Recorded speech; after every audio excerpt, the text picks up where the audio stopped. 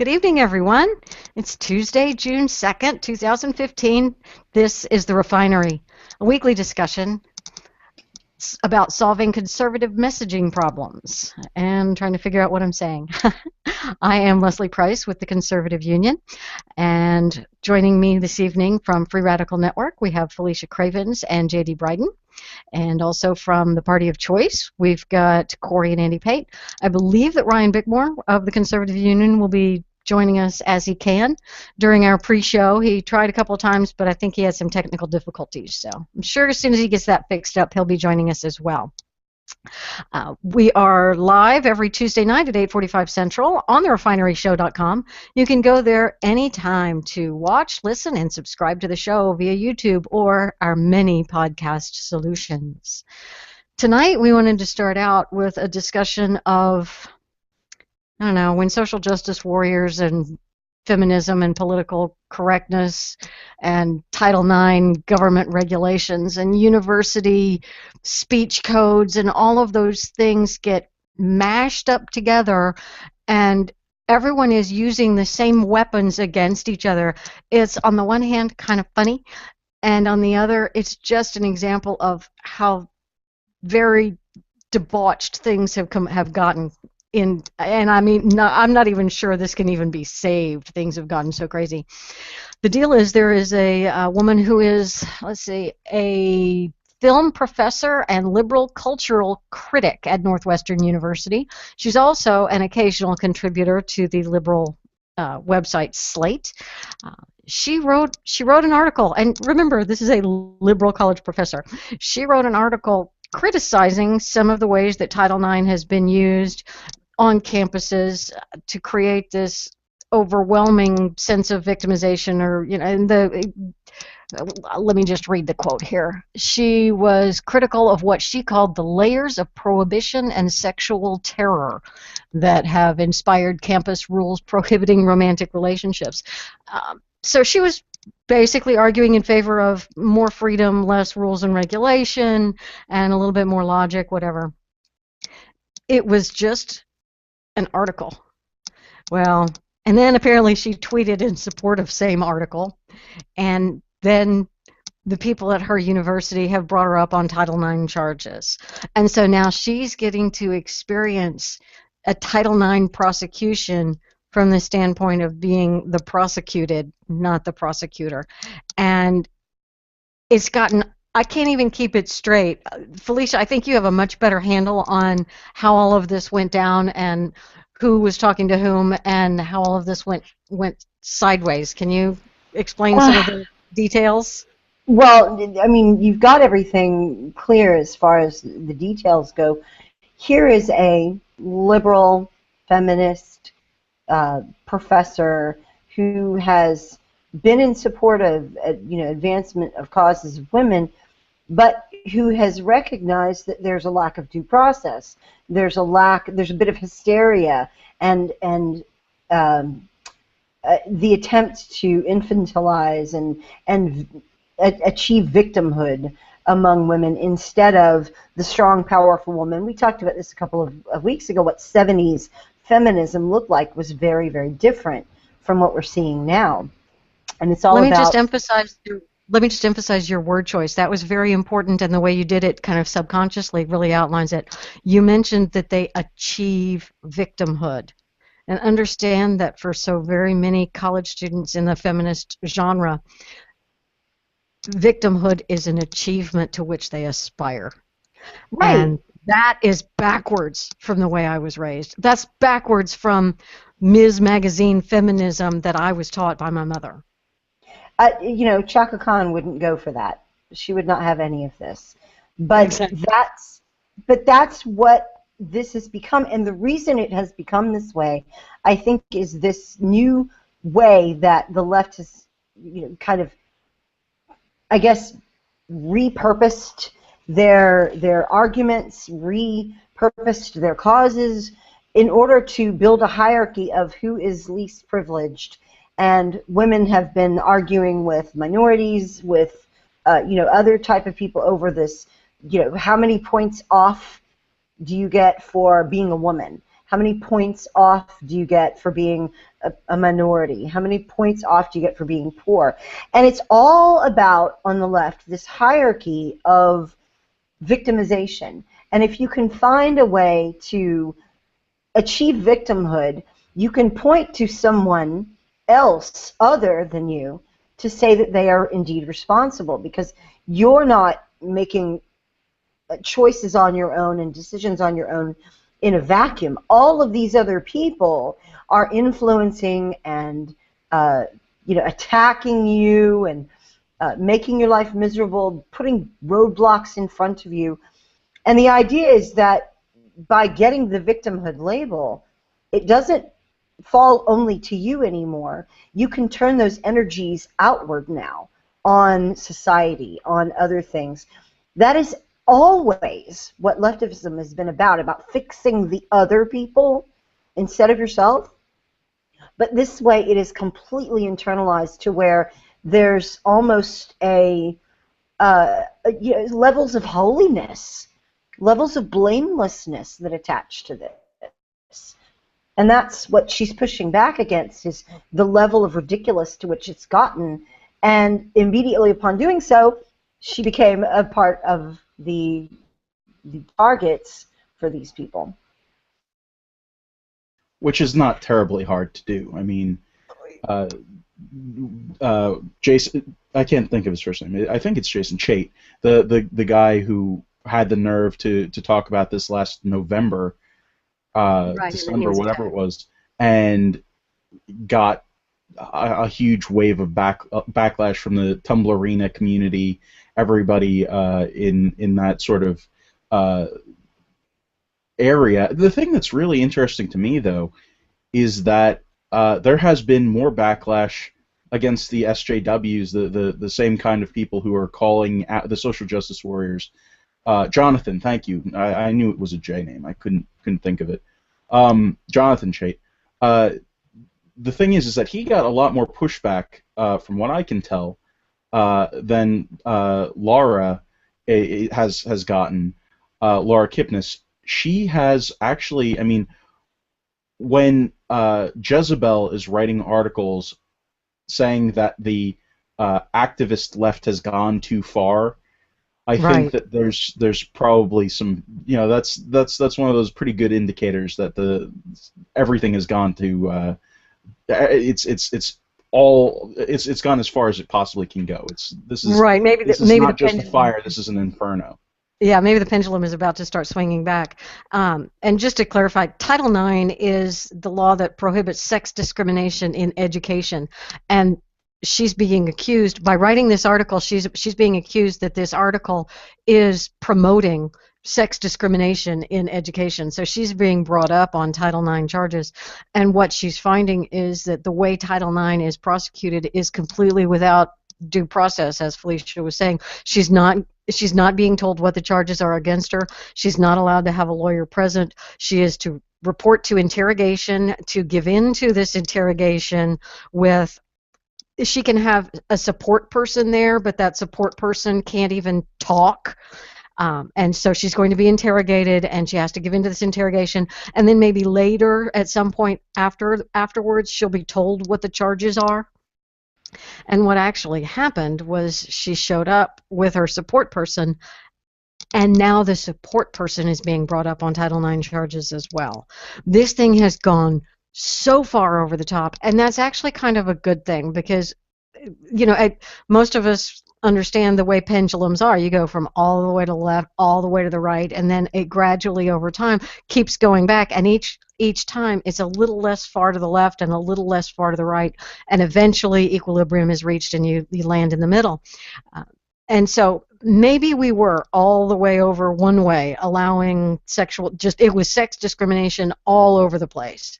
Well, we've now gone way to the other side, where if you mention that there's too much protection from sex discrimination, that's considered sex discrimination, and it's totally insane. So that, I think, is peak crazy, and so we're going to have to swing back, and we will ultimately end up somewhere in a more normal place.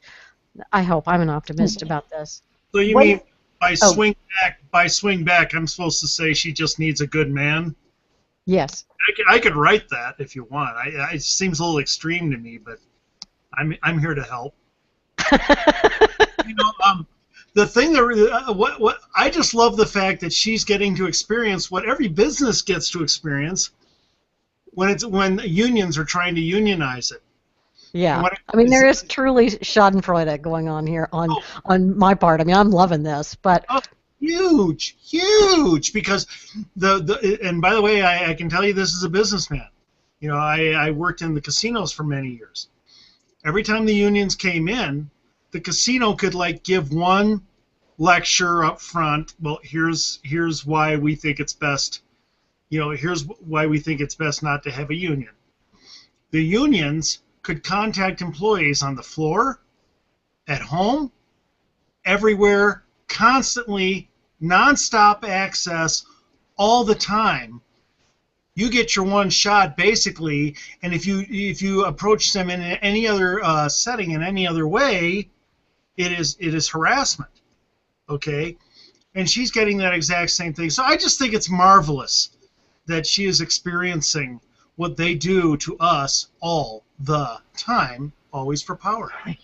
how do we maximize our opportunity here and see that we can and bring this story up to the forefront and try to drive the point home and try to make this a win for our side without being too snarky and neener. Yeah, and I'm glad you said it that way because yes, we have lots of Schadenfreude, and we can keep that contained in our little, internal circles. I wouldn't go pointing and laughing too loudly at this woman who is speaking out and receiving the backlash and recognizing it for what it is, and perhaps being able to reach some more people and bring others along with her to those realizations. She's not the one I would necessarily be pointing and laughing at.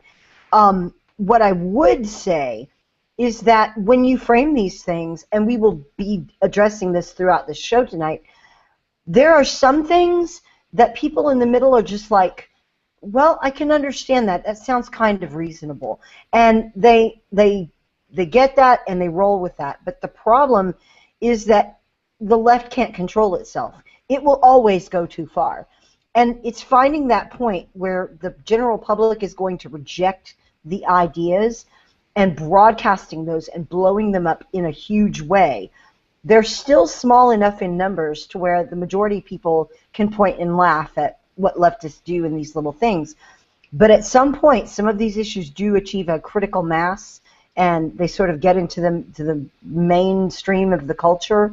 And those you have to tread a lot more carefully on. This is one of the a little more careful treading issues, I think, because when you get into issues of rape, there's serious criminal issues that are involved, and the way to point it out is these colleges are sweeping these things under the rug by handling them in-house, by not insisting that these charges, once they're brought to their attention, go to the authorities.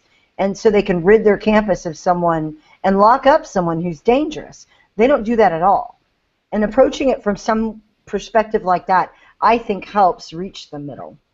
I think it's a great point. And Yeah, and I think we agree with the professor, agree with her, the fact that she's not being treated right, and agree with the fact that she's not getting to present her case and support herself, and she's not getting the benefit of due process. So we agree and enhance that, which brings her onto our side. Rather than pointing and laughing at the other side, we grab her and bring her to our side, and all the people who are on her side are now on our side. Is that a way to kind of win this argument? yeah, it is. I mean, the key is you don't want to come at it. Obviously, you don't want to say she needs a good man. Well, Well, no, it's not her anyway. It's the students at the college that need a good man. although Oh, that's even worse. That's poking the bear. That's I don't think. Why are you calling those women bears? That's not very nice. You don't know what they look like, JD. Leslie, it's not fair to tell anyone they need a good something that doesn't exist. There are no. Okay, just so you know. But I would like to say that the key is, like you said, don't laugh at them. don't mock. Take it as an opportunity to first say you always want to show approval for her motives, and say, hey, I think it's great that you're speaking out on women's issues in this area. Not just this area, but any. I think it's great you're speaking out on women's issues in this area. Too often we don't get to hear that. And I think it's awesome. And then take a mild shot at the other side. And I wish they wouldn't shut you down like this. Trust, and without going into, look at you, this is what I go through in business, and and totally giving a spiel. Just say, trust me, I've been through it a lot. I know where you're at.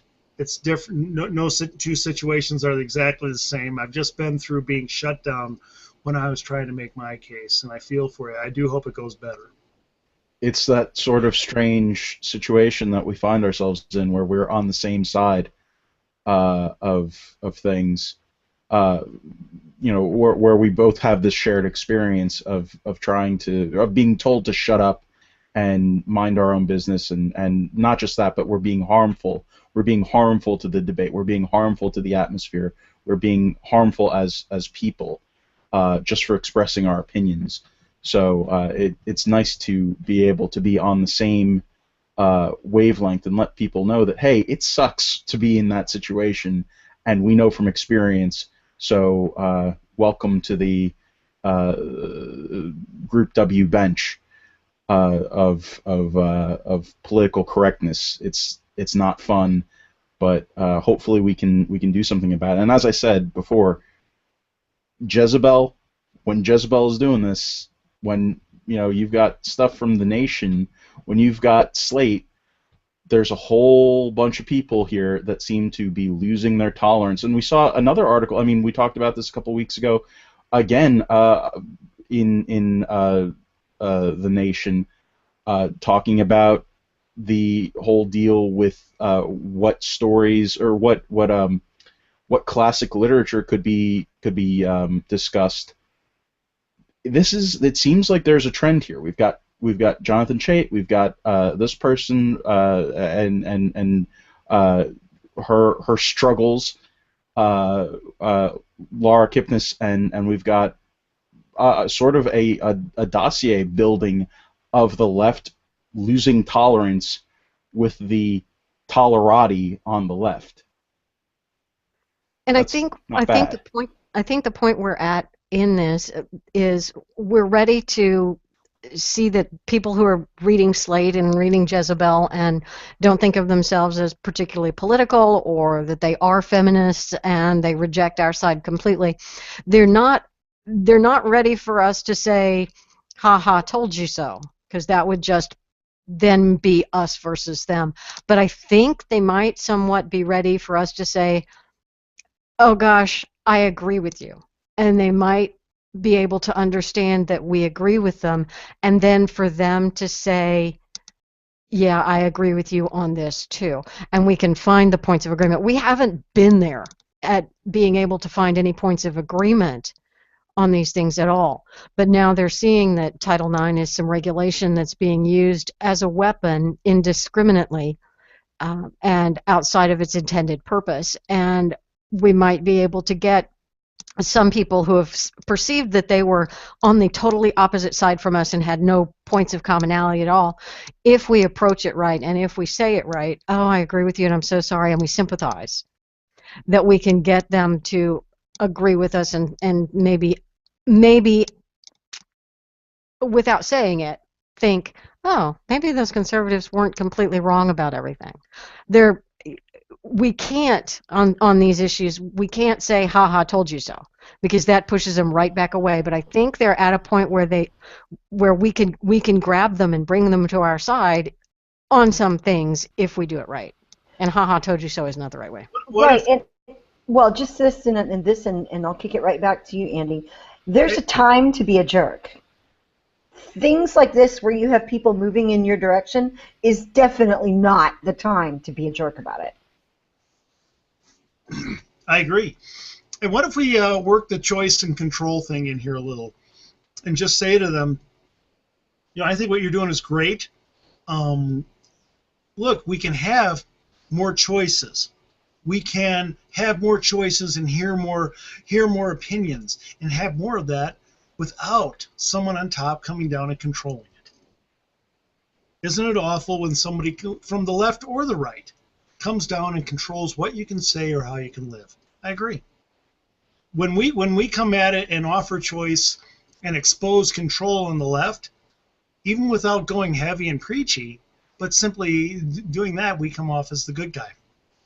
And then you leave it there. You don't plow ahead with it.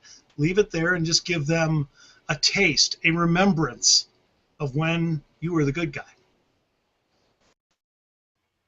That's nice. I mean, and that, as you said, just giving them that taste is having any commonality at all, especially one that you can point to in the past and say, hey, remember this situation when you were under attack.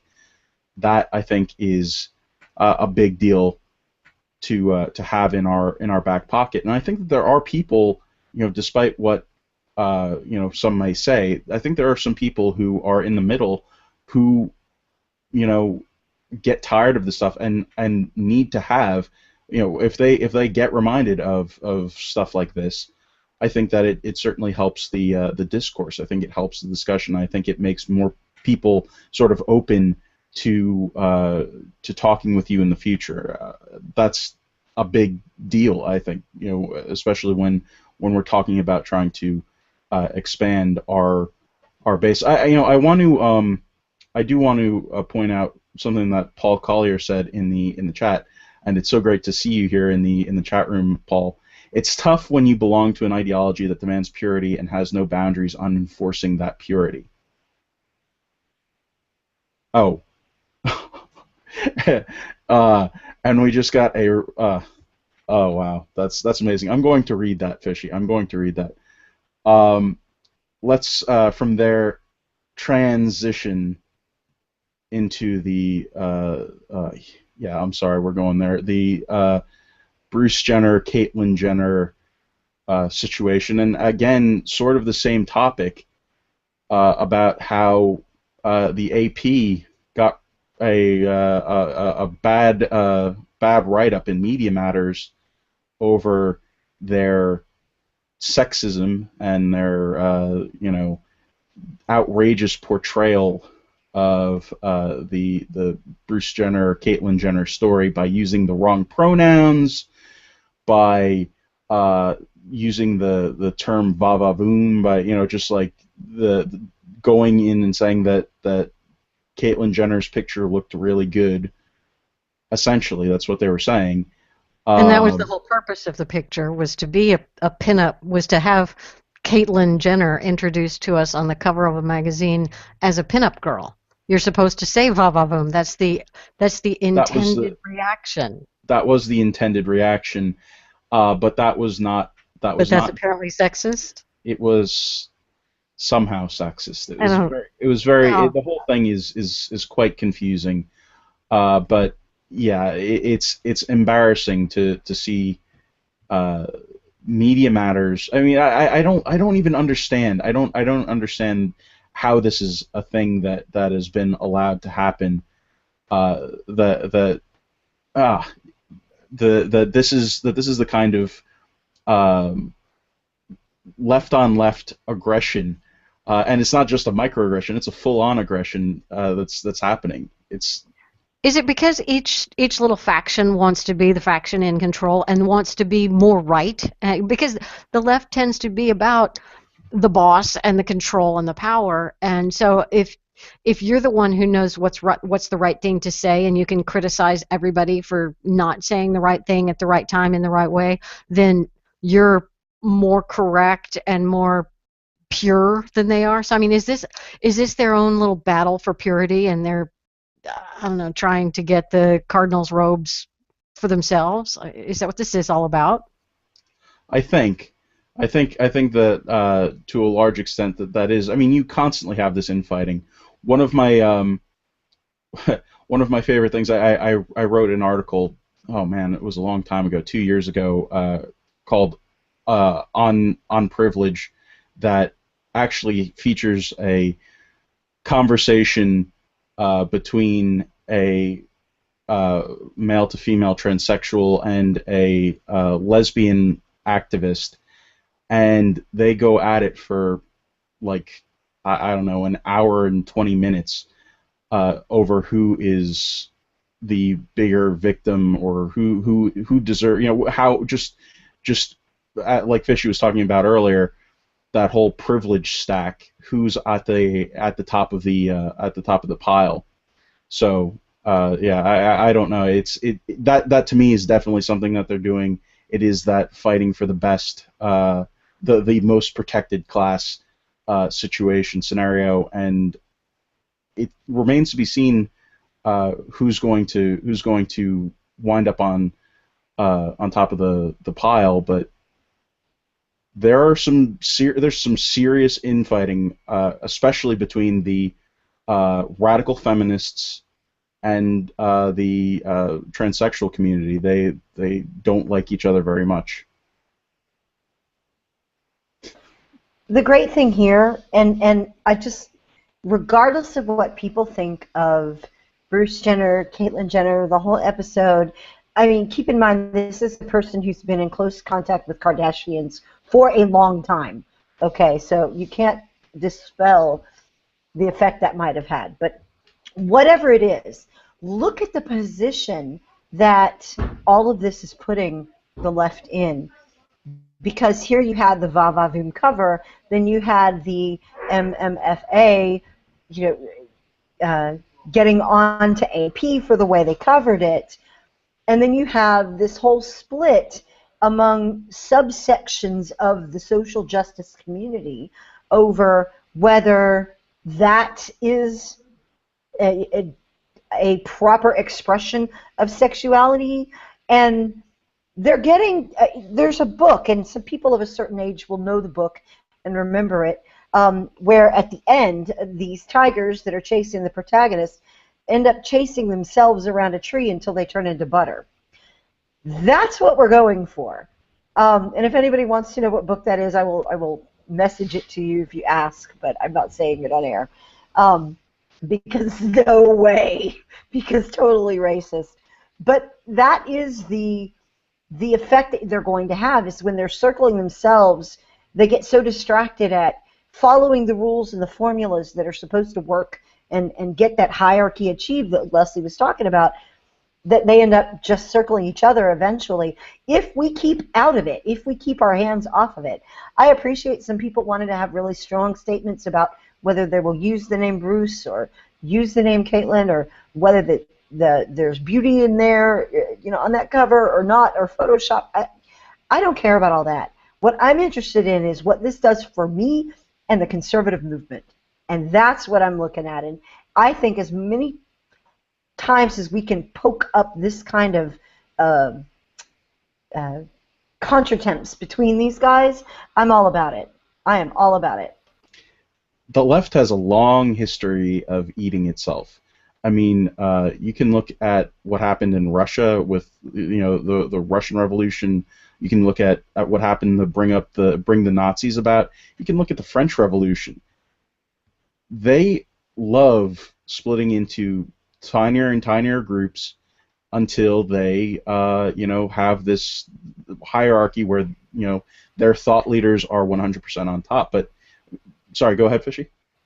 No, I was just going to recommend something for people that maybe want to think more deeply about this issue without having to have it focus on gender.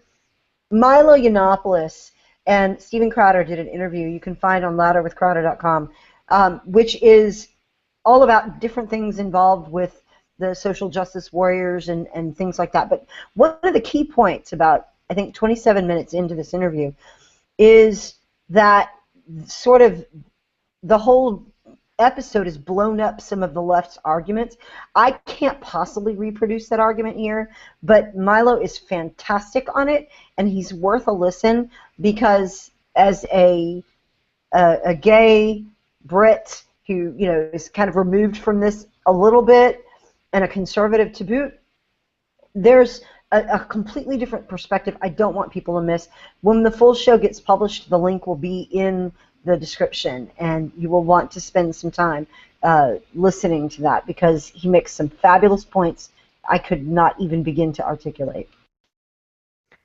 Has the left taken much of the, and this would be us taunting them into arguing against themselves, the fact that for Bruce, as is the case with very many transvestites and transsexuals, the way for them to express their womanhood is through the use of copious amounts of makeup, very detailed hairstyles, very sexy and ornate clothing and jewelry and high heels, and all of these visual markers of femininity and sexual attractiveness. And I know that feminists tend to say that, you know, you're fine no matter what you look like, and there was the entire Dove advertising commercials where, you know, you're all beautiful and you don't need to work so hard at all of these beauty regimens and stuff. And the men who become women are absolutely on the other side of the spectrum. They are all about what they look like, and they walk in exaggerated, over feminine style and swing their hips a little bit too much, and they use the, you know, the affectations of the way they speak, and I mean, it's very much of a caricature of 50s type of woman is what they become. Is there any way that we can use that as a, see, we told you the 50s style woman is the ideal woman. Even they agree with this. So feminists, y'all is wrong. Is there a way to use that and get them fighting against themselves on that? Yeah, I mean, there's definitely that. It's not terribly difficult to get the social justice radical feminists versus the social justice transgender activists fighting each other. It's really not that hard. They really don't like each other, and they have big differences. And the main difference is that the radical feminists don't want to let transgendered, trans women into into their groups. I mean, like that was the big argument that I was talking about before. Was a radical feminist lesbian didn't want to have a trans woman lesbian, and yes, that is a thing. There are such things as trans women who are lesbians into their group, and that's a big sticking point. That's something that, you know, the debate between gender and sex. I know it's so confusing, but that's really what these guys, what this group fights about, and it is extremely confusing because it's so stupid. It really is. It's a mess. I feel so sorry. I feel so bad for Corey and Andy, because they are absolutely, and I'm sure our audience, I'm sure the comments section, the chat room are all kinds of confused about this. Well, no, it's just like I don't even know what's up and what's down anymore. I mean, you read all of these articles about Bruce Jenner, Caitlyn Jenner, all the drama that's caused. Then you read these articles about these models who are too thin, and then I've read a few articles about another model who is obese, and it's all about accepting your body as it is. And then there's this controversy over, well, that's not healthy, but neither is anorexia. And I'm just like, holy crap, people, can we just be normal? But I don't know what normal is anymore either. Well, everything you and I do is wrong. Just understand that, and once we start from that position, whatever you think, feel, or do, you're wrong. Somebody else will tell you what is right. I think. I'm sorry. Go ahead, Andy. The only thing that bothers me in all this, I don't care what somebody does with themselves. You know, you change your gender, whatever, live your life. You make your choices. You do what you want. If it, as I always say, as long as I support every choice that doesn't take away someone else's choice. Okay, it's very simple.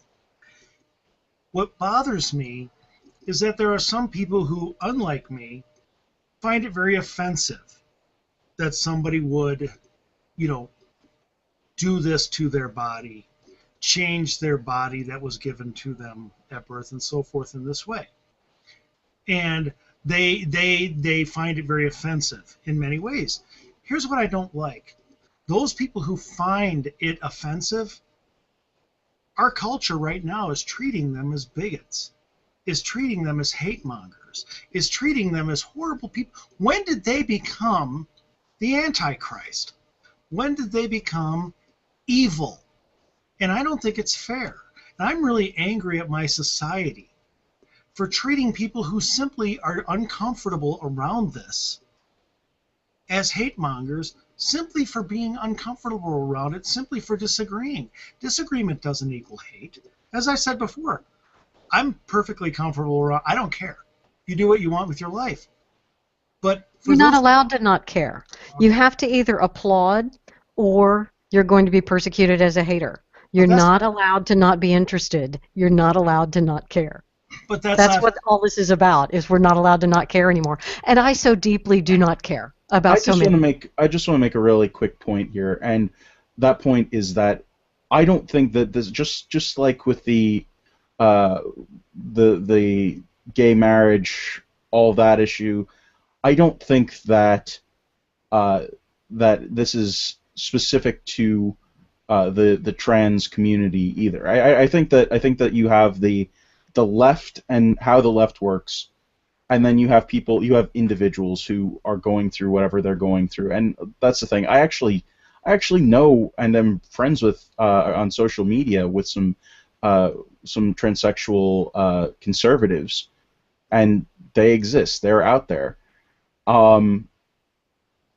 The idea that we have to, the sort of, I think we do need to separate the fact that there is the left and the way that the left is set up, where they need to have you to be tolerant, that they need to have you to agree with them no matter what. There's that side of things, and then there are the people who just want to be left alone. And I do think that there are people who do just want to be left alone, that don't really care whether you agree with their positions or not. They just want to be left alone. I do think that that is something that exists out there, and making sure that we don't confuse the two is a thing. Well, I would just hope that I agree with everything you just said. It's excellent, by the way. I would just hope that we on the right can become more of a haven, and I'll be very quick with this. I want to unite the right, and I believe we need to become much more of a haven of love than hate. And what I mean is this. Too often I see Christians on the right, like me, I'm the Christian right, who distance or talk down, gay Republicans. But I also see gay Republicans at times. I've known, now some are great, but I've known some who, if they hear somebody disagrees with their lifestyle, they immediately distance them, talk them down, treat them like a knuckle-dragging Neanderthal. And that's within the right even. And I believe that that is the language of the left, grouping people, dividing, and hating. And basically saying this: I value you insofar as you agree with me. I believe on the right, I am to value you because you are valuable. And that is what I would like brought to this on the right. I would like the right to be a haven of peace and love and understanding on this. Sorry to go 60s. And leave the hate to the left. That's all I'll say. Amen, brother. And we can go all 60s peace, love, and rock and roll as much as you want. But yeah, I value you because you are a valuable person, and I want to work with you on the things we agree on. And where we don't agree, we don't work together on stuff. So, okay, that's fine. Right. But we don't have to tear each other down. That is a Absolutely theme not. we have carried on this show for a year practically. That exact thing you just said, that we'll find our partners on issues. Instead of focusing so much on agreement en masse on a bunch of issues, there are people who disagree about tons of very basic conservative ideas, but let's, instead of firing volleys at each other and getting all that messed up within our ranks, just find the issues that we can agree with people on and allow other people to work with folks outside the movement on those issues as much as we can. We were talking about asset forfeiture a few weeks ago. I need that gone, and I need everybody I can get on that train. The people who would be with me on that train might not be people who would be with me on other issues, but I need to work with them on that because it's only in numbers that we get things done. It's only by building that groundswell of support for an issue that we can make some progress. We don't have to have lockstep agreement to do that. And we seem to understand this concept in non-political areas of our lives. We understand that we're all, and I'm going to use a sportsing analogy because it's a topic with which I have zero familiarity. I love it when I can speak from a position of ignorance. I do it a lot. Frightening amount. You should not ever know.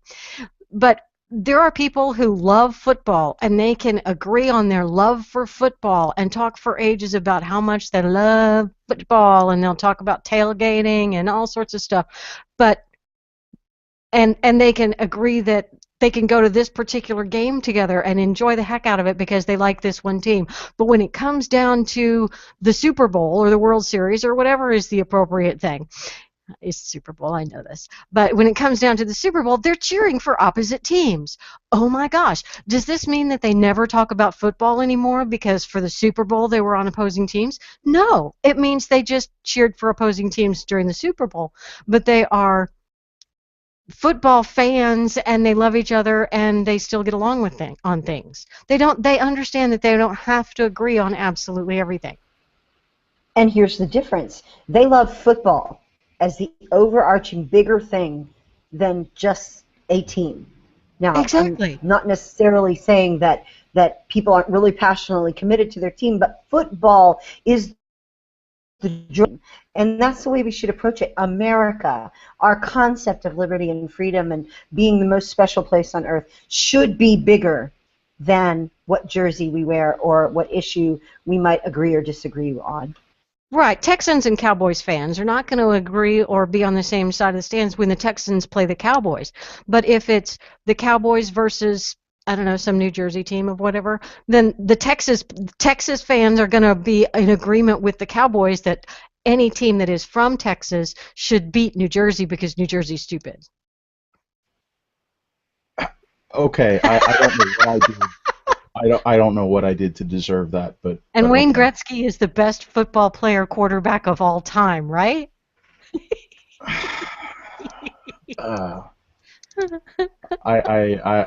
not sure how to respond to that to a comment of such ignorance.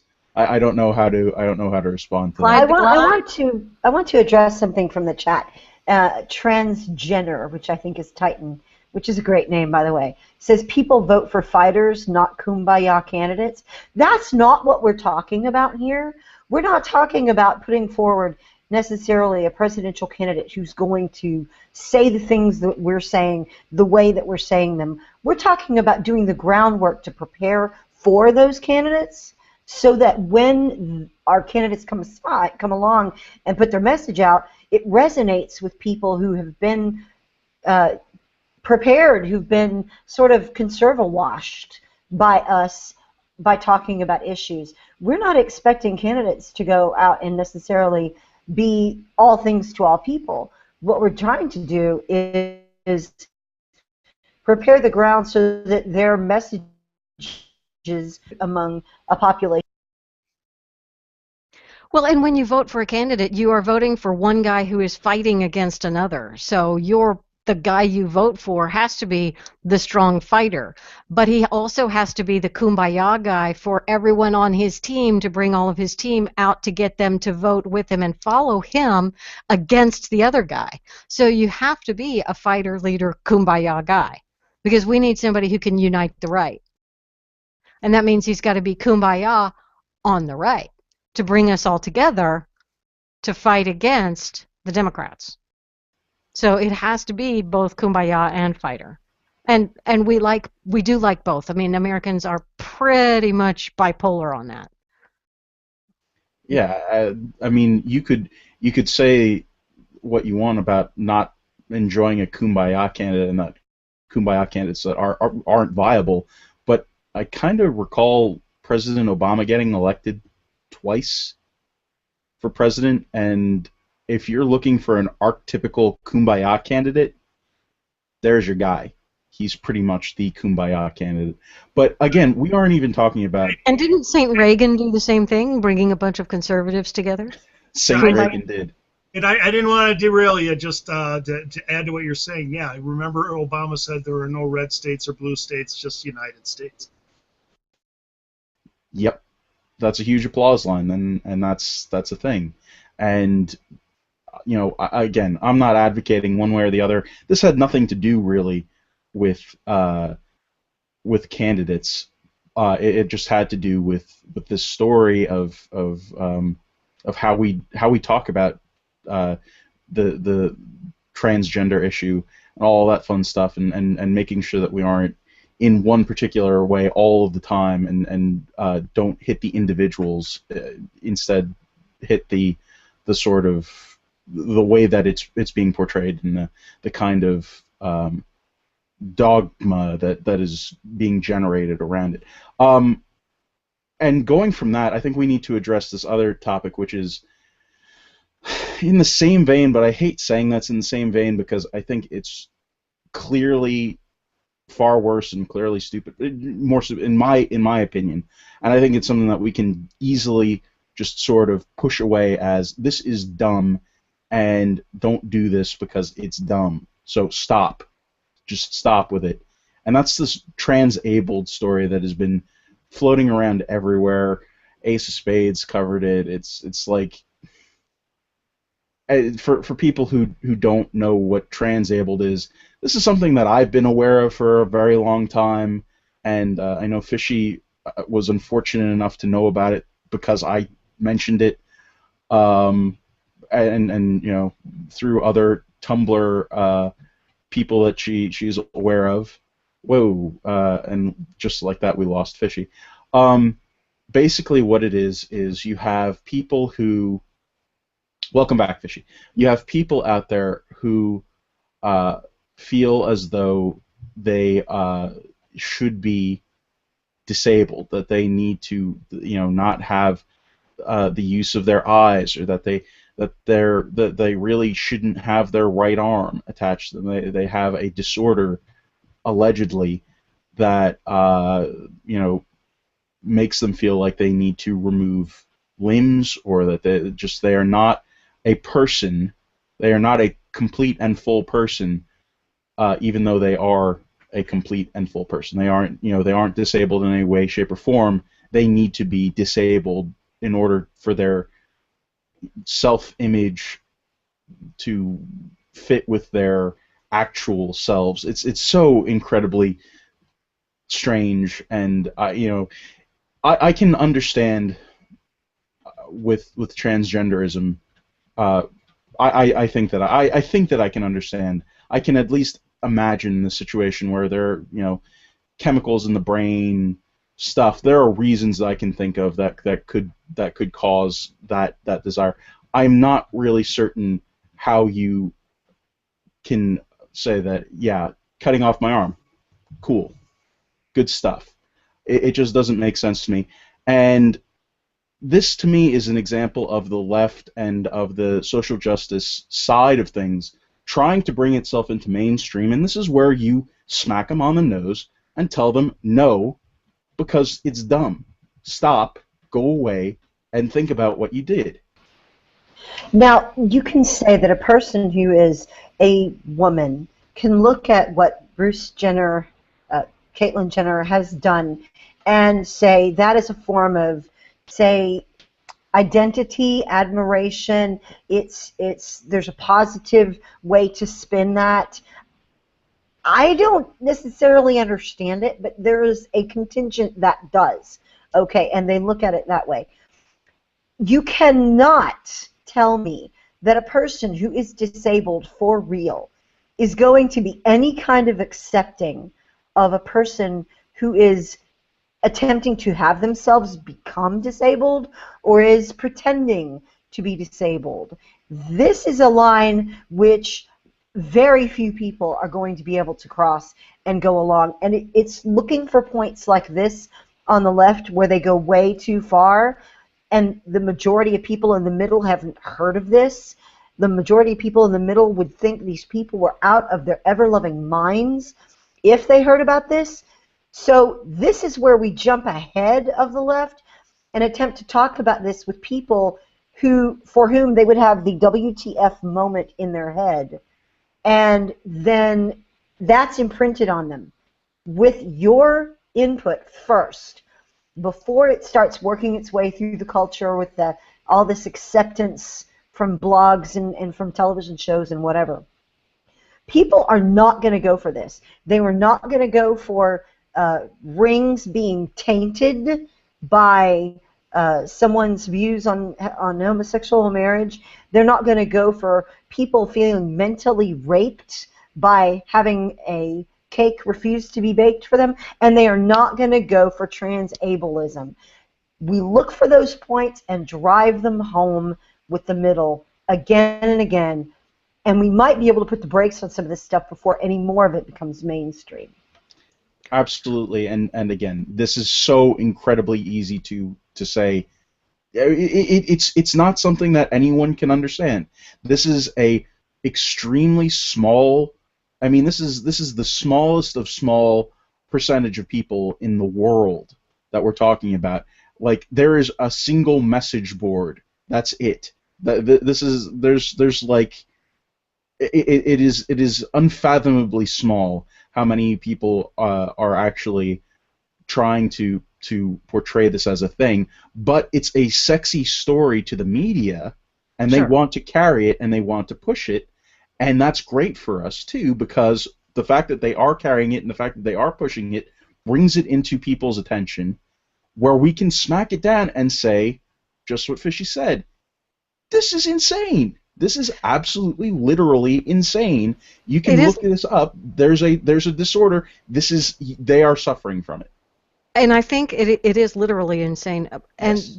this is where we can emphasize the point that conservatism is about rules and regulations that work for providing the maximum opportunity for success for society, and there is also tons of room for compassion and understanding and quality care for those that fall outside the norm. And these are mentally ill people with body dysmorphic disorder, and there's an entire range of it, just as we understand that there is a range of autism, and some are fully functional autistic people and some are not.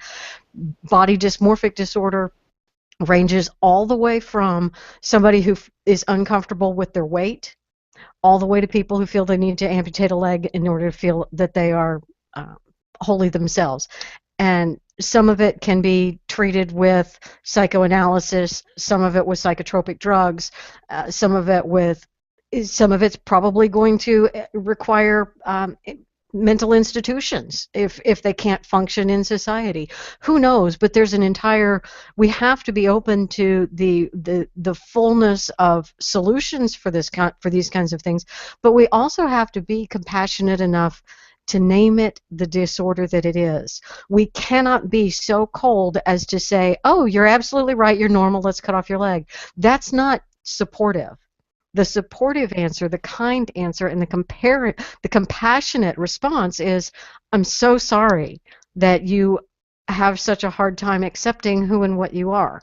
Let's see what we can do to help you get to a better place, to function in society a little bit better. No, we're not going to do something as outlandish. Let's wait a little bit. Let's wait a little bit before we do something permanent and drastic, and let's see if we can help you to be more comfortable and more happy with who you are, and distract you from your self-involved fascination with your own body by getting you involved in something else that's going to make you feel like a good, productive person, by doing some job or work or something. But we have to respond with compassion. But then for the people that are suffering from this disorder, and save our ire and dismissiveness and anger for those people who are cruelly wanting to be supportive of this crap.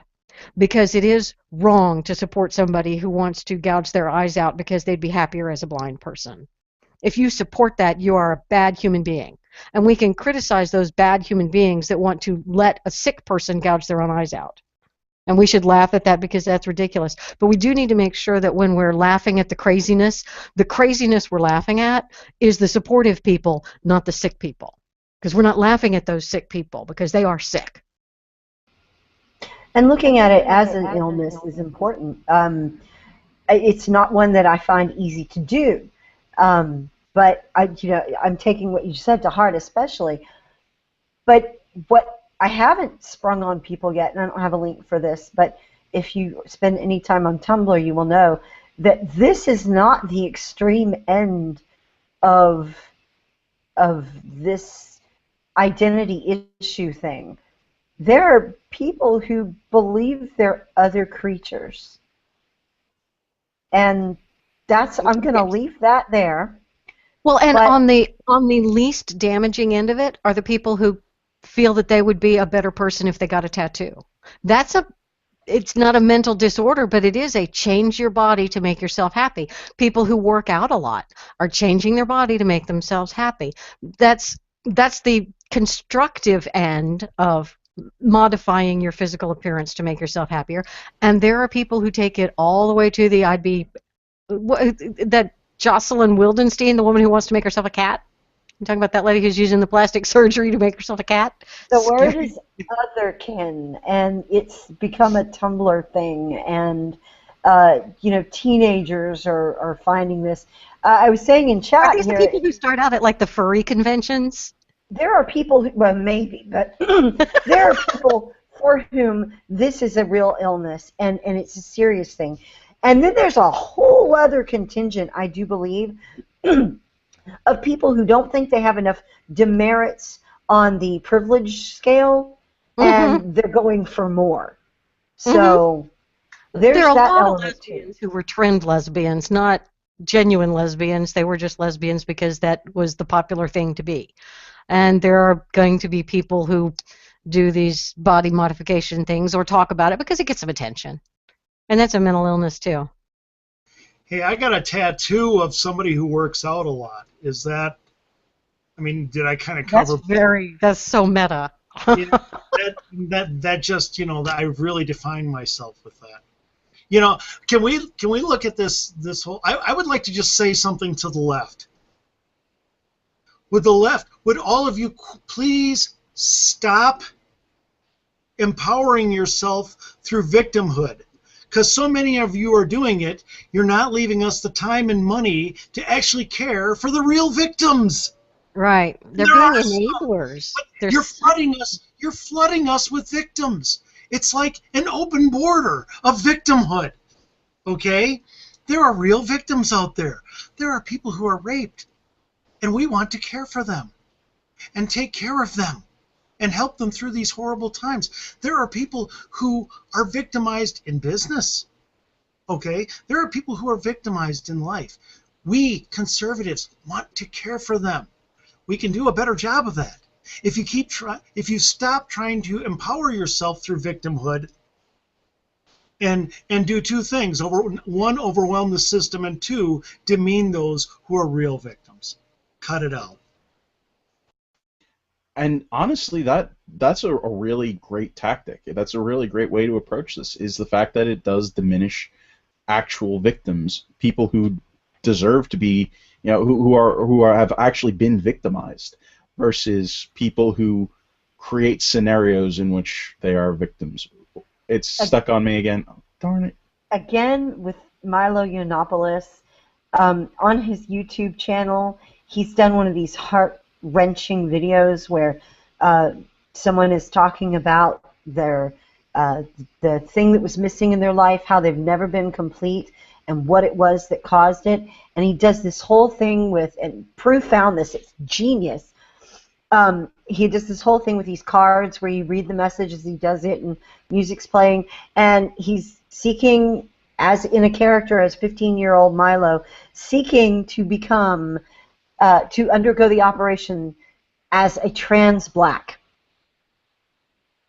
And it's to become a black guy? I love it. Yes. I love it. So, there's some level Milo's of that. He's like this Greek Brit guy. I just want to point out that South Park did this like 10 years ago. Black Manoplasty and Kyle and his dad.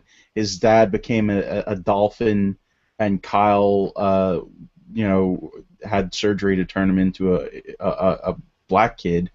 And the moral of the story was that neither of them functioned as either of those things, and the surgeries were all pointless, and it was just a mess. But this did actually happen. This was actually covered on South Park, and we're here. I mean, I don't know what to say about that, about the prescience of South Park. Sorry. I know what to say about it. They need to stop giving them ideas. That is exactly right. That is exactly right. I guess we can go to Rand and the Dems. I'm sorry, to Rand. This weekend has been the past week and a half really have been pretty big for Rand Paul. He talked. It was not an actual filibuster, but it was a talkabuster or whatever that delayed voting on a bill delayed. I'm sorry, not delayed voting on the bill, but delayed the progress of a bill of the USA Freedom Act, or just all of this stuff, which was great, and it was awesome for a lot of us on the right who and in even some left circles that care about the Fourth Amendment and are upset about the metadata snooping and all of the data collection by the NSA and by the federal government, and how it gets how it's being handled in the FISA courts, which are not really real courts, and nobody has to know about any of this stuff, and the general warrants basically that can be issued just by going through Verizon records or going through AT&T records. You can tell a whole lot about who's calling who. If you're talking to your psychiatrist multiple times in a night, what might that be about? All of that fun stuff. And this is a debate that we should be having, and a debate that I think is worthy. And we have multiple sides of this issue that are discussing it right now, and it's in no small part due to Rand and the Tea Party caucus. And Ryan, we finally see you. Can you hear us? Hopefully he can hear us. Anyway, in no small part to the Tea Party caucus, which Rand is a big member of. And Rand kind of flushed all of that down the toilet on Sunday night when he made a comment. It was an unenforced error, and it was very disappointing. I was very upset about it, where he suggested that some of his opponents wouldn't mind seeing a terrorist attack on the United States just so they could blame Rand Paul for it. Blame Rand Paul for taking away the metadata for 2 days or whatever, even though there's no chance that it actually stopped during that time period. It takes the wind out of the sails of the whole movement, and it just makes it look tacky. It's terrible. And I know he walked it back and said that he let hyperbole get the better of him in the heat of battle, and I understand he's under attack from McCain and Lindsey Graham and Mitch McConnell and Jeb Bush. All of those people are attacking Rand, and that it's not fair. But then he makes a comment like that and screws everything up. It's very frustrating as a person who agrees with him on so many issues. I like Rand, but he had a bad week. He really did. I love the filibuster. I love a lot what he stood for. I'm a bit of a middle of the roader. I actually like a lot of the Freedom Act and how it scaled back the use and of metadata, and how you have to have an actual legitimate warrant now to go after this stuff. And Rand is looking at that, and I saw him interviewed. But when he said that the hawks in his party created ISIS, that awful. I'm gonna go out on a limb here and say Rand has ended his contention for the nomination this week. I know that seems too harsh, but I I believe don't think that's too harsh at all. I think that's right. It's a temperament thing. it is. And here's the thing. That angers me because, as I've said for quite some time now, I consider two and maybe even three people on our side to be the most electable, to be where I would actually consider them locks to beat Hillary, and they would be Rubio, Rand Paul. Okay, would be the top two, and then maybe you'd toss in what's her name out of California, very impressive. Carly Fiorina. Fiorina, right? But she's been impressing me. I think he's ended his candidacy. I think he's going to have the money to go for a while, but I think when you generalize like that, and you show that you can let's face it, nobodies like Graham and McCain get under your skin. That's a bad sign. You're not ready for going up against, and it's too bad because he would have torn Hillary apart in a lot of debate. And by the way, I happen to agree with Rand on an awful lot of stuff. And so I'm very disappointed. I think what's going to be interesting is going to be how the other candidates handle him now. The smart ones are going to be respectful. The smart ones are going to say, guess what? Rand and I disagree on a couple of these things, maybe how far we should go in empowering the NSA or on foreign policy, but we agree on liberty. And I love having a party that is so diverse that it has both of our points of view in it so we can learn from each other. Isn't that better than walking like cattle in the other side? See, what they should do is use this opportunity to broaden and sell the Republican Party and sell the right and come down on the left and mock them. But I fear, I don't care about Lindsey Graham. He's a joke. He got in just to attack Rand. It's ridiculous. It's petty. But some of the good ones, I really fear that they will let Rand become a whipping boy for them, and they better not do that.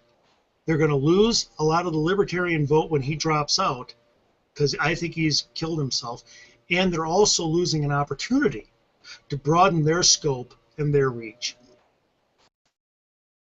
Oh, absolutely. I think there's always been an awful lot that Rand Paul brings to the table, and topics that he brings to the forefront that other candidates aren't discussing, and there's an awful lot of good to be obtained from that. And any GOP candidate that goes too far into attacking Rand is making a similar mistake to what he made. My issue, what Rand did was he attacked the GOP, and it was an understandable response to the fact that the GOP has attacked the Tea Party. So in a sense, just in the sense of using irrational hyperbole and anger and being destructive of the GOP in general and the conservative movement, Rand Paul was using the same failed tactic that John McCain and Jeb Bush used. I am not saying that Rand Paul, John McCain, and Jeb Bush are the same, because they're very different ideologically and they're very different in many other ways, but in this one tactic, they were all the same, because they were highlighting the two main factions of the GOP and setting the two main factions of the GOP against one another, which is absolutely not the kind of guy we need as the leader of the GOP. That's why we don't need Jeb Bush, John McCain, or Rand Paul, because they're going to set the two factions against each other, and we need the kumbaya guy who's going to bring those two factions together. Well, as the leader of the GOP, we do need them as a part of the party as a whole. Just yes. To clarify. Well, the funny thing is, until recently, Rand Paul was one of the biggest unifiers. He was one of those who was expanding the tent and reaching out. Here, it's a simple formula.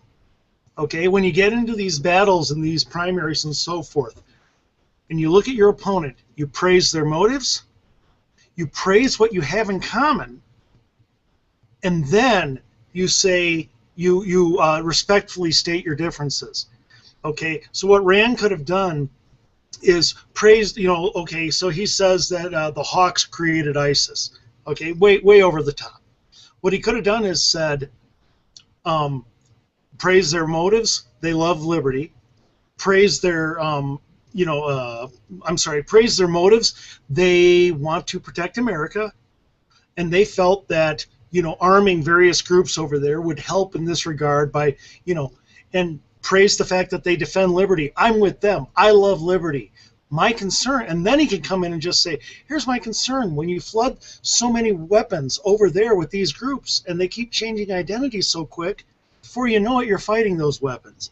And a lot of those weapons are now in the hands of ISIS. So in a lot of ways, they've helped build ISIS. But then you can even jump in and say, but let's face it, the vacuum in Iraq completed ISIS. Now he's the good guy, okay? That's how he could have done it, because you praise their motives, you praise what you have in common, then you show the difference. Instead, he just blew him up, and he blew himself up in the process.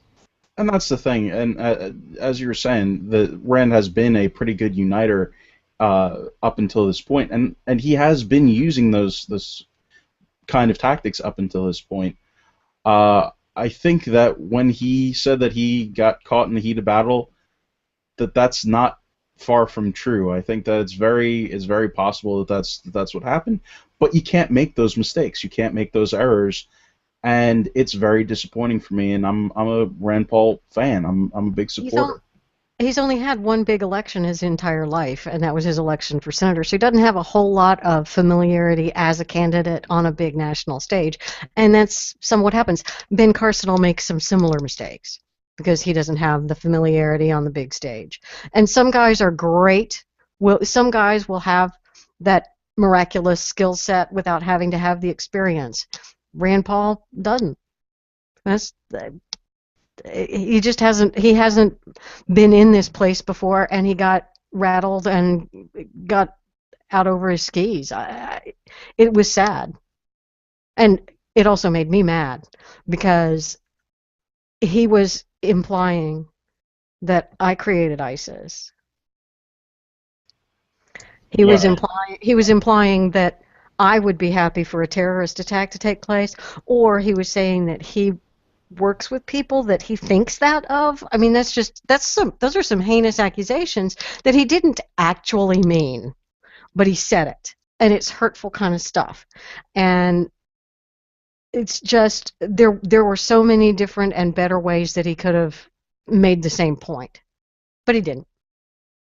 And like I said, we need the candidates that are going to bring together the Tea Party and the establishment focus, or the Tea Party and establishment guys, if the two groups can be brought together. I don't know if we can.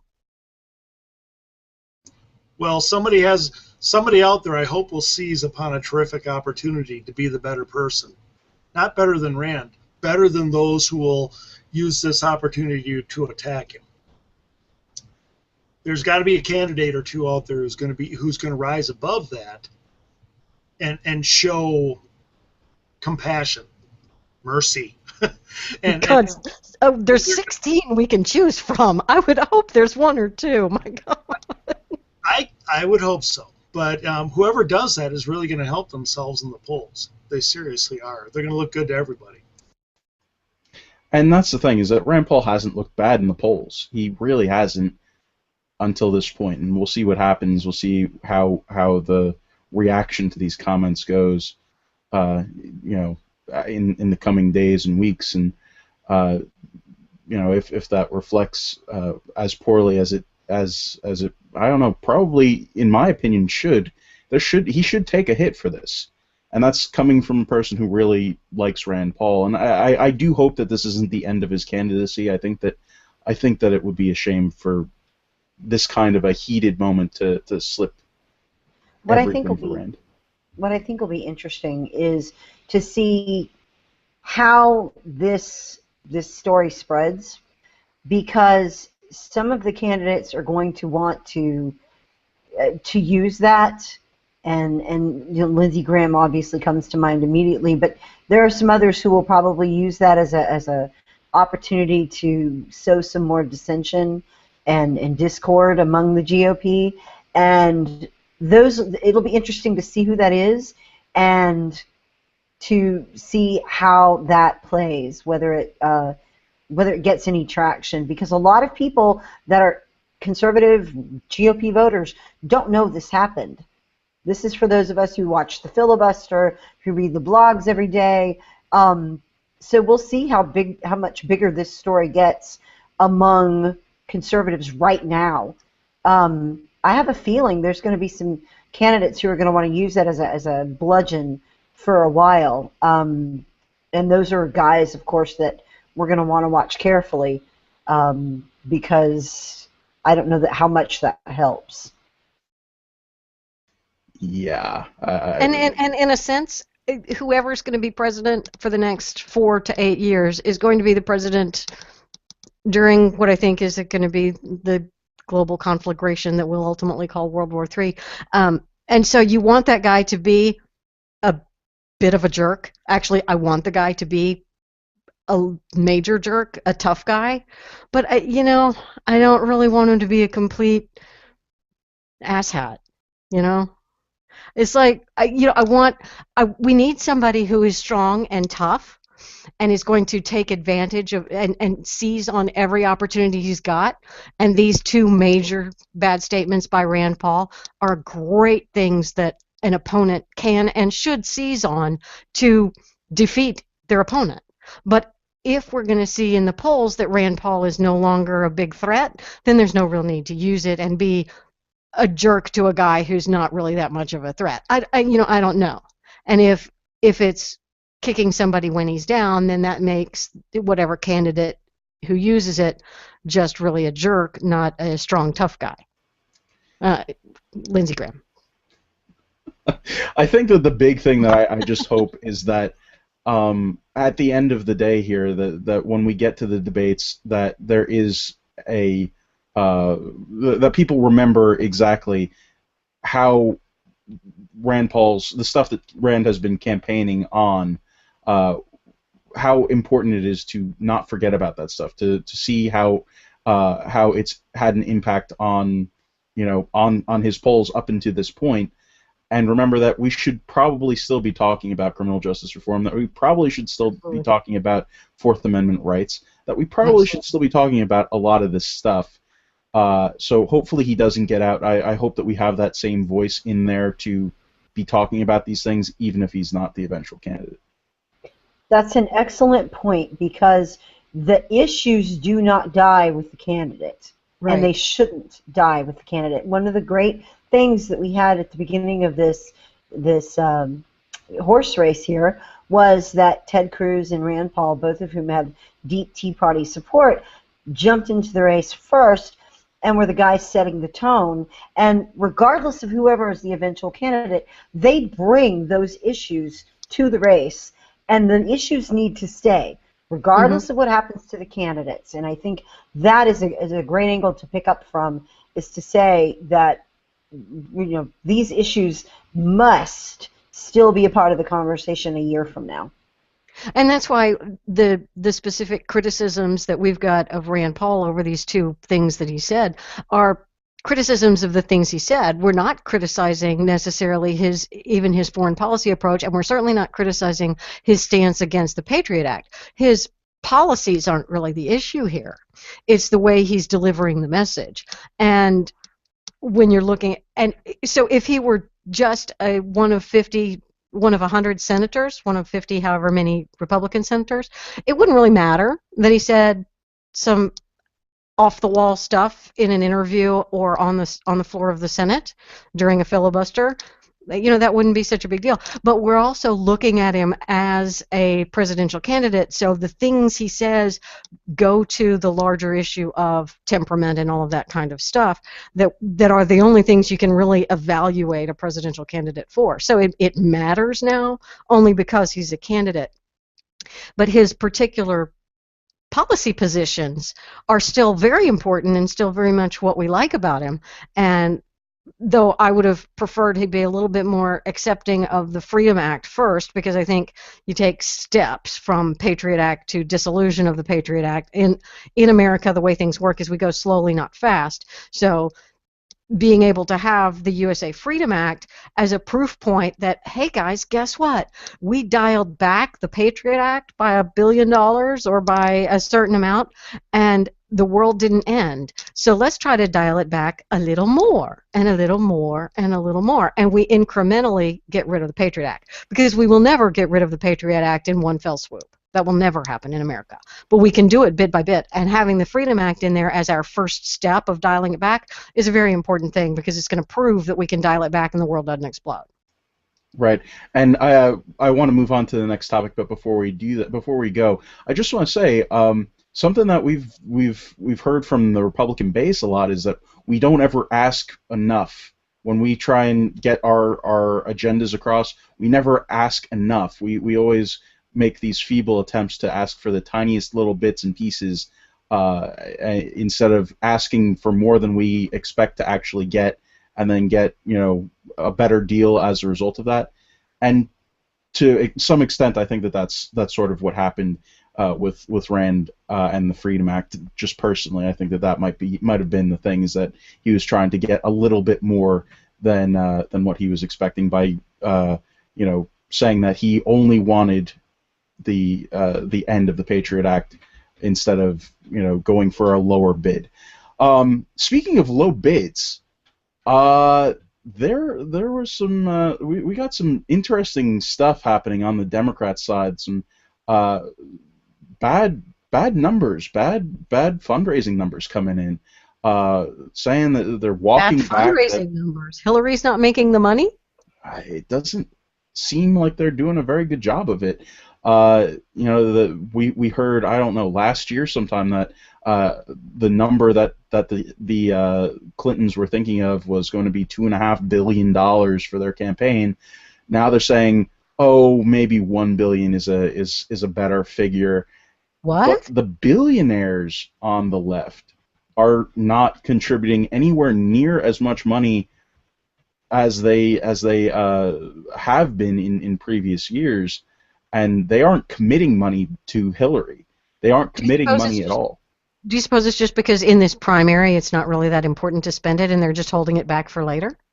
I don't think that that's the case, but I'm not entirely certain how much of this report that I believe, just because I think that it's possible that this is just, you know, trying to telegraph that you know, there's that they're weaker than they actually are. That's entirely possible, that they're trying to you know, muddy the signals there and try and put out this false front that they're not doing as well fundraising as they actually are. So we can feel sorry for poor Hillary? Well, I mean, it makes for good fundraising letters, I can tell you that, by saying, oh, you know, we have to deal with the Koch brothers, and we don't have these kind of billionaires contributing to our side anymore.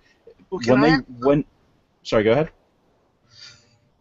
Well, obviously they've been outspending us grossly in election after election, but do you think part of it is the Democrats spent enormous amounts of money in 2014 and got no results?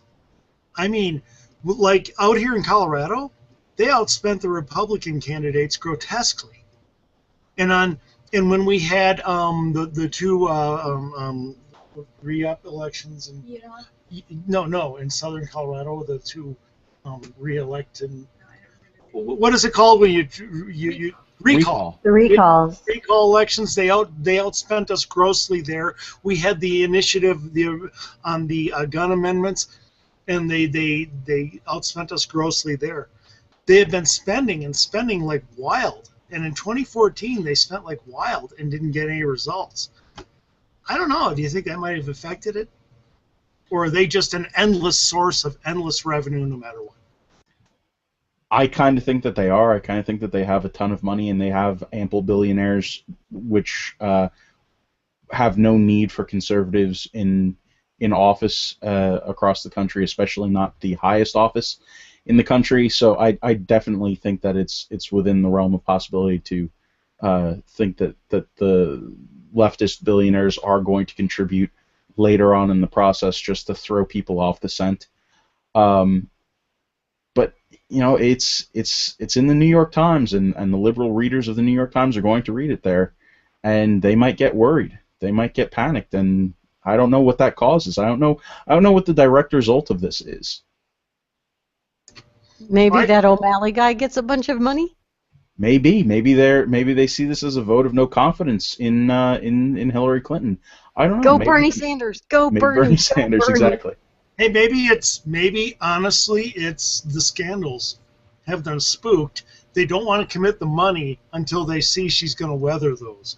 I agree with you, JD. The money's going to come. They have stolen so much money from this country.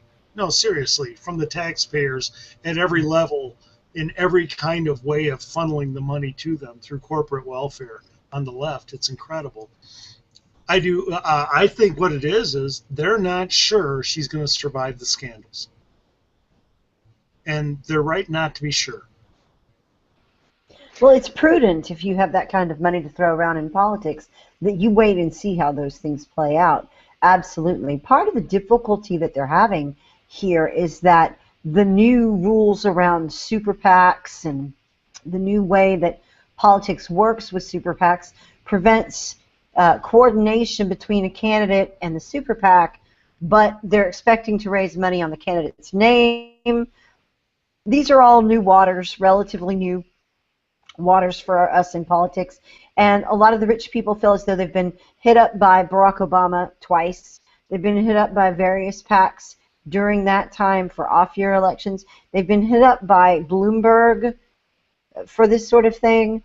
You can't put it, one of the things they talk about is if you ask them for $100 million for a hospital, they're all over it. But $5 or $10 million for a campaign is a little bit more tricky. And the deal is that you can see your name on the wing of the hospital. You can see a thing that's going to live after you. But throwing money at a political candidate in this climate, when in the past couple of cycles it's been so difficult, you're not buying very much access. If 25 or 50 billionaires come to the plate, you're not buying anything you can put your name on either. So it just might be that people may feel a little bit like they were taken by the Bloombergs and the Obama campaign and things like that, and that they didn't get what they wanted. I mean, look, there's a Republican House and a Republican Senate and a fat, happy, talented field of Republican candidates. They might just be feeling as though they got burned. The other thing, and thank you for pointing out the super PACs, is that it's very hard for Democrats to sort of fundraise for super PACs and also say that they're against super PACs. It's a tough thing to do to sort of square that circle. Because they're so concerned about being seen as hypocrites, JD. Yeah, I know, but it is actually tough to do this. They will donate to the anti-super PAC super PAC. Exactly. They just need to figure that one out. They will donate money to the campaign against money in politics. Proudly. We talked about that last week. It was one of the Hillary store items. Take money out of politics T-shirt. Give me money. One donation of $2,000, and there you go. From there, from talking about raising money, we need to talk about this because this is just the most epic story of the week. And Fishy found this as you know, as usual, these end stories. Hillary Clinton had a women-only fundraiser, or she would have had a women-only fundraiser, but there was not enough interest, so she had to open it up to men as well. So, yeah. Gosh, she's just so exciting as a candidate. I mean, you've seen the crowds gathering, just like they did for Barack. I mean, she's a superstar. It looks like they sold only about 75% of the tickets they had available for this, which is kind of funny. And it looked like it was $2,700 a person.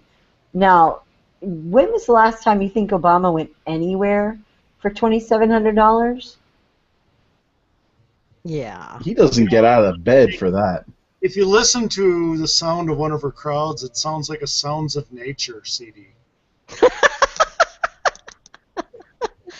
Lots of crickets and babbling brooks and wind through the trees. It's incredible. It's just awful. It's awful. I've never in my life, I mean, with Obama, you can understand. This was the first African-American presidential candidate, an electric speaker. Very young, dynamic. young, dynamic, lied through his teeth on everything, and the press completely protected him from being found out. I get all that, but given that they did that, that was a product he could sell. I have never seen them wire themselves up so desperately to sell a terrible product in my life as so many And she is a terrible product. Remember when they ran after the Scooby van? I mean, dear Lord. And they're trying desperately to get the Republicans to every Democrat commentator says, that Jeb Bush is the biggest threat or whatever. Jeb Bush is a terrible candidate just because of the name. They know it. They're desperate to have Jeb Bush be the candidate. And I don't say that because I'm I'm not a fan of his, but I don't care. I've just never seen so much pump up for somebody who's so boring. I gotta say this too. Part of the thing with the Clintons that you're seeing is a whole bunch of missteps, and the media is sort of scratching their heads as though, do we cover this? Is this news? Whereas, she has a fundraiser that's not performing for women.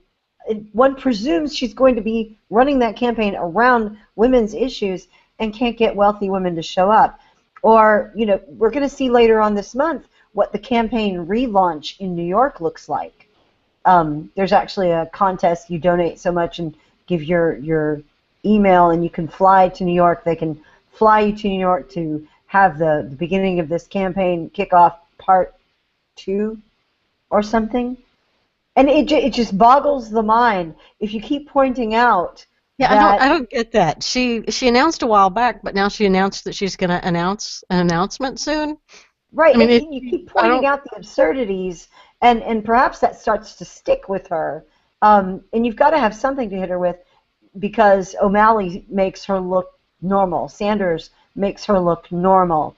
Liz Warren makes her look normal. So we still have to be hitting her on something, but just the sheer head deskery that's involved here. At things like this. Yeah, I'm going to launch my campaign. What was that you just did? Yeah. That sort of thing. And making sure the media It was a kinetic political activity is what it was. That's what it was. Kinetic political action. Good one. It was a good callback to the Iraq War. It's funny. We talk about how Rand Paul sunk himself with a couple terrible moments over the weekend. She does that for her, that's a Tuesday. And this she has to hide from the press nonstop. The second she opens her mouth, it's a disaster. She has genuine illegal activity, and she's still a presidential candidate. Right. Yeah. That's why our guys have to be so much better. Absolutely. Yeah. And hopefully, again, I know we've been saying this since January. Honestly, we've been saying it since November. It's not there yet. We aren't in the thick of campaigning season just yet. Yeah. So we still have time to get a lot better. We still have a lot of time to improve. We haven't hit a debate yet. So I can't wait to get to the debates. I want to hear the debates because we got so many good candidates, and we'll hear so many good things from those guys. And we'll whittle it down. We will whittle down the field. And you know what? We're going to have a really solid group of people to deal with going forward from there. And in the future, for stuff, we will have a team worth talking about, and that's exciting. On that note, I think it's about time that we wrap up the show. I think so. And as is going to be the case for the rest of 2015. This is 2015, right? Okay. The focus for our side should be less on the personalities running, because there's just so many of them who can keep them straight, but more on the messaging, the conservative movement, and making conservatism the kind of thing that people are comfortable voting for. Because right now we know that the public is comfortable voting for Democrats because that's the cool thing. We need to be focused on making people, the everyday people, non-political people, the people you work with who don't read social media, who don't read blogs, we need to make them comfortable with the concept of voting for a Republican because the Republican Party is the tool that the conservative movement is using. And I use the word tool because most of them are tools. I don't. I get accused a lot of being a shill for the Republican Party, and that's pretty far from the case, except when it's time for an election and it's a binary election, a choice of one of two things, and if those two things are Democrats or Republicans, I will always shill for the Republicans in that case, because in every case the Republican is better than the Democrat, period. Now, we're not at that point yet. We won't be at that point until November of 2016. I want to make the Republican Party as good as it can possibly be. And that means the Republican Party is only going to get better if conservatives in America are stronger and more insistent upon bludgeoning the GOP into the group of people we want it to be. It's on us to make the GOP behave better. We have to be the people that they work for. They work for us. And right now, there have to be more of us who are comfortable saying, I'm a conservative, I support the Republican Party if you work for me. Otherwise, you're going to be fired. But we need to focus our efforts in 2015 on making conservatism better and making conservatives better and making there be more conservatives in America that can pressure these Republicans into being the kind of people we want them to be. Because they haven't been. They absolutely have not been. But that's the only tool that we have. So we have to use that tool in November. So between now and November, let's focus on making that tool the best tool it can be. And they are, in fact, tools. Anybody disagree with that? I didn't think so. I'm not going to give you time to disagree. I'm sure everyone in chat and everyone out there listening agrees. The Republicans are a bunch of tools. And with that, I am going to say good night. Have a great Tuesday evening, everyone. We will see you next week. That'll be June 9th at 8:45 Central Time. In the meantime, you can listen to the show on therefineryshow.com. That way you will find our YouTube and all of our podcasts. Also, check us out Thursday nights on vigilantlibertyradio.us. That plays Thursday night at what time, JD? Generally around 6. And this week we should be getting a double hit of the Refinery on Vigilant Liberty Radio. So that should be cool. Why is that? We will have 2 podcasts coming out at the same time. That's pretty awesome. So be on Vigilant Liberty Radio on Thursday for that, and look for us at therefineryshow.com all the way during your week, iTunes, any of your podcatchers, everything, and we will see you guys live next Tuesday at 8:45 p.m. Central. Thank you very much, and good night.